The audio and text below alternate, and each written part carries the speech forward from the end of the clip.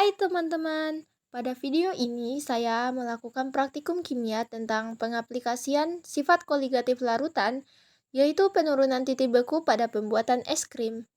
Untuk mengetahui bagaimana prosesnya, yuk simak video ini. Untuk alat dan bahan yang digunakan yaitu kaleng kue bekas, loyang stainless, larutan susu, es balok, garam kasar, dan topping sesuai selera.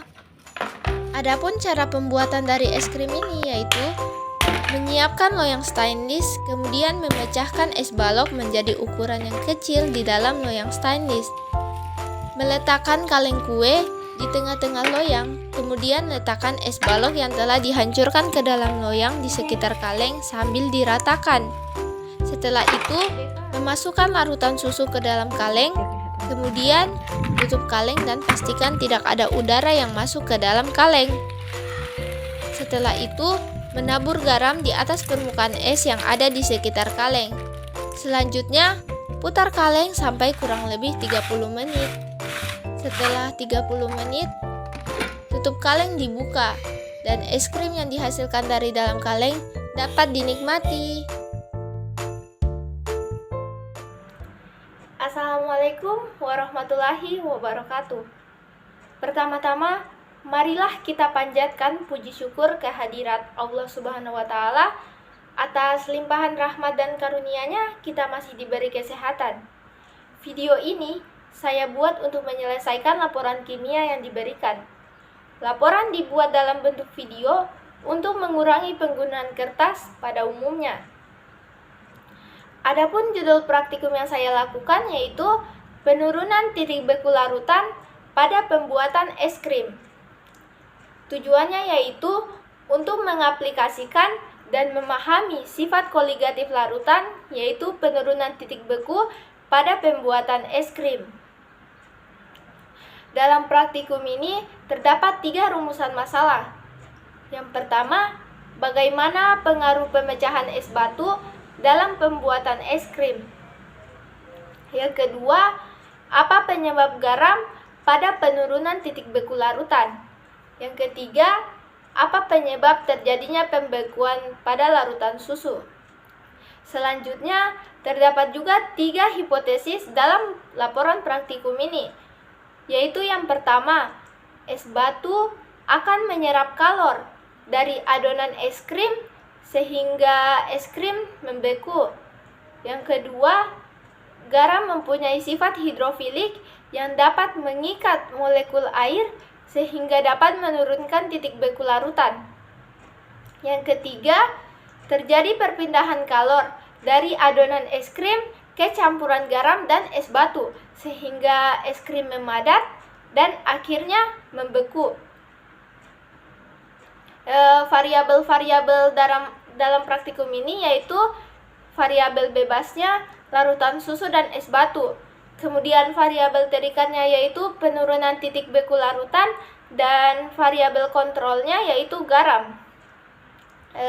Selanjutnya, alat dan bahan yang digunakan dalam laporan praktikum ini yaitu kaleng kue bekas, loyang stainless, larutan susu, es batu, garam, dan topping sesuai selera. Adapun cara kerja dari pembuatan es krim ini yaitu yang pertama, menyiapkan loyang stainless. Kemudian, memecah es batu menjadi ukuran yang kecil di dalam loyang. Yang kedua, meletakkan kaleng kue di tengah-tengah loyang, kemudian meletakkan es batu yang telah dihancurkan ke dalam loyang di sekitar kaleng. Yang ketiga, memasukkan larutan susu, kemudian pastikan kaleng ditutup dan pastikan tidak ada udara yang masuk ke dalam kaleng. Yang keempat, menabur garam di atas permukaan es. Yang kelima, memutar kaleng sampai kurang lebih 30 menit. Setelah 30 menit, buka tutup kaleng. Kemudian es krim yang dihasilkan dapat dinikmati dengan topping yang digunakan. Hasil pengamatan dari praktikum ini yaitu adonan es krim dalam kaleng kue yang terendam es batu dan air yang telah diberi garam dapat membeku seiring proses perputaran kaleng. Hal ini terjadi karena proses perpindahan kalor dari adonan es krim ke campuran es batu, air, dan garam. Temperatur normal campuran es dan air adalah 0 derajat Celcius, sedangkan temperatur diperlukan untuk membekukan es krim yaitu lebih kecil, sama dengan negatif 3 derajat Celcius. Untuk mendapat suhu tersebut, perlu ditambah garam. Garam berfungsi untuk menurunkan titik beku larutan. Garam larut dengan es yang mencair, membentuk air garam, dan menurunkan temperaturnya. Selama proses ini memerlukan panas. Larutan tersebut mendapat kalor dari adonan es krim, sehingga es krim memadat. Perputaran kaleng selama proses pembekuan bertujuan untuk memperkecil ukuran kristal es yang terbentuk sehingga es krim semakin halus. Hasilnya terbukti dengan tekstur es krim yang membeku memiliki tekstur lembut. Itu saja yang dapat saya sampaikan.